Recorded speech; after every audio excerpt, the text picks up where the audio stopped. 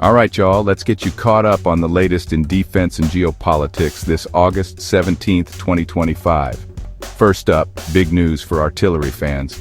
The U.S. Army just dropped another $4.23 billion on Guided Multiple Launch Rocket Systems, or GMLRS, bringing Lockheed Martin's total contract to a whopping $13.27 billion. That's GMLRS production locked in through 2027, which means a whole lot of rockets are headed down the assembly line. Now, over in the Pacific, the Missile Defense Agency has tapped TOTE Services to keep the sea-based X-band radar up and running. You know, that massive radar barge. This is a $311 million contract to make sure the SBX-1 keeps tracking ballistic missiles. And let me tell you, that floating radar is a big piece of the missile defense puzzle. Meanwhile, at White Sands Missile Range, the Army just pulled off a successful test of their new LTAMDS radar. They linked it up with their Integrated Battle Command System, tracked an aerial target, passed it off to a Patriot interceptor, and scored a hit. That's 360-degree coverage, y'all. Big step for battlefield defense. Switching gears to drones, the Marine Corps' MQ-9A Reaper just flew for the first time with new Sky Tower 2 and RDES soar pods. Basically, we're talking better communications and electronic support, moving the Reaper closer to being the digital quarterback for the Marines. Full capabilities expected later this year.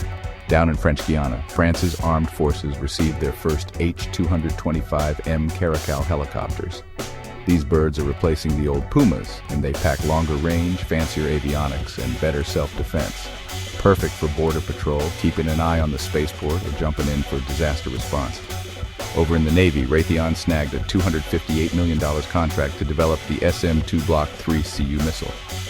That's the next round of standard missiles, with engineering and manufacturing happening in Tucson. A little help from Canadian funding too, so this is a cross-border deal. In space tech, Northrop Grumman's Deep Space Advanced Radar Capability, or DARC, proved it can track satellites by combining signals from 7 big antennas. Eventually, they'll have 27 of these things, all watching the skies for the US, UK, and Australia. The program's got $341 million behind it, and it's shaping up fast. And finally, let's talk lunar ambitions.